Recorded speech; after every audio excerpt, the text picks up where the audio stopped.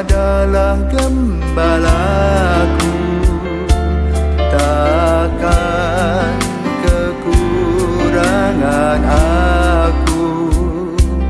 Ia membaringkan aku di padang berumput hijau. Saudara-saudari yang terkasih di dalam Kristus, selamat pagi. Salam jumpa lagi dalam Sabda Siap Saji Senin 25 September 2023, hari biasa pekan ke-26. Marilah kita berdoa dalam nama Bapa, Putra, dan Roh Kudus. Amin. Allah Bapa yang Maha Baik, Engkau berkenan tinggal di tengah-tengah kami. Bantulah kami untuk menjadikan diri kami sebagai bait suci-Mu, tempat Engkau sendiri hadir dan merajai kami. Dengan pengantaraan Tuhan kami Yesus Kristus Putra-Mu, yang hidup dan berkuasa bersama Dikau dalam persatuan Roh Kudus Allah sepanjang segala masa. Amin. Tuhan bersamamu dan bersama rohmu. Inilah Injil Yesus Kristus menurut Lukas. Dimuliakanlah Tuhan. Sekali peristiwa, Yesus bersabda kepada murid-muridnya, "Tidak ada orang yang menyalakan pelita lalu menutupinya dengan tempayan atau menempatkannya di bawah tempat tidur. Tetapi ia menempatkannya di atas kaki rian, supaya semua orang yang masuk ke dalam rumah melihat cahayanya.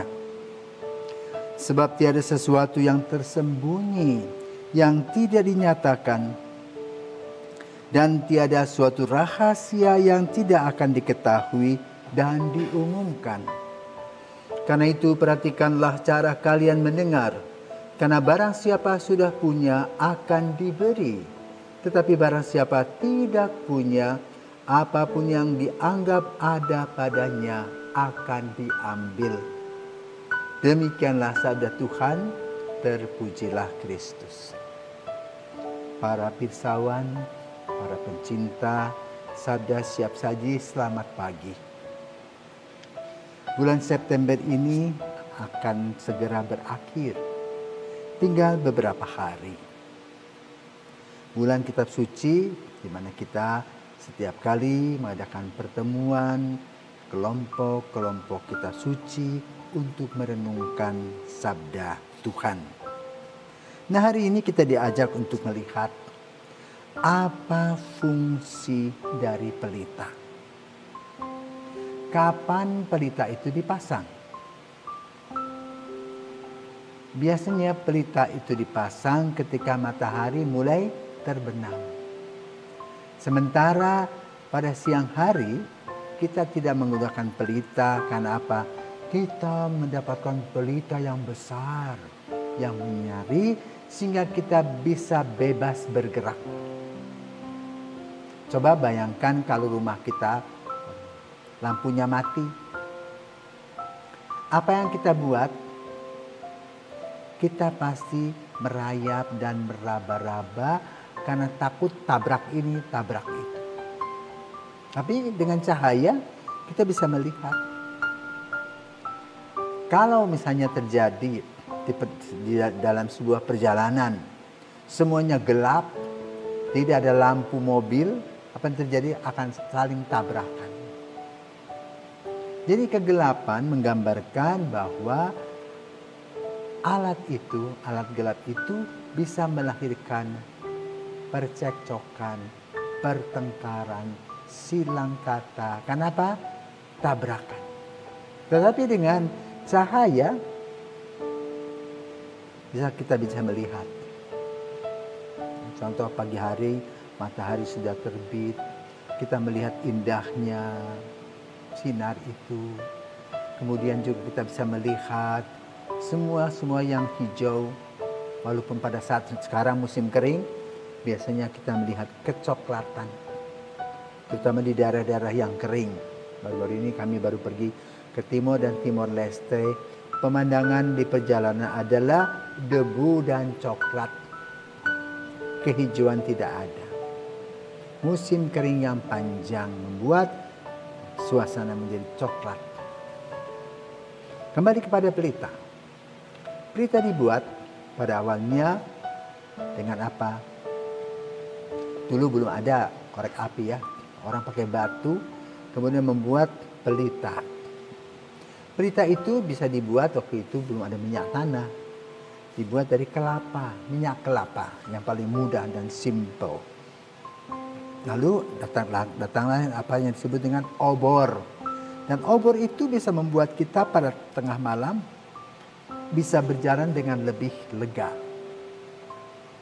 Karena itu Injil pada hari ini membicarakan tentang fungsi pelita.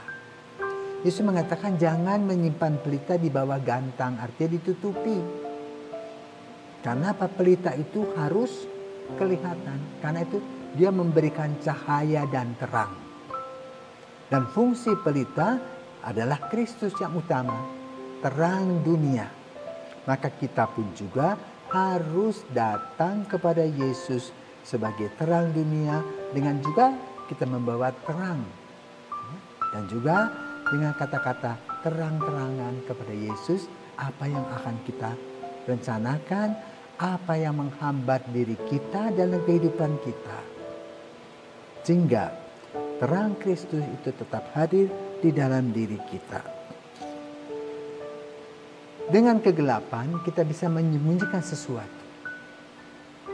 Tapi dengan terang kita tidak bisa menyembunyikan karena semuanya kelihatan. Maka dalam Injil hari ini Yesus berkata, barang siapa yang sudah punya akan diberi, yang tidak punya bagaimana yang tidak punya?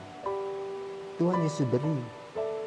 Bagi mereka yang sudah terang, dia akan diberikan reward yang lebih tinggi.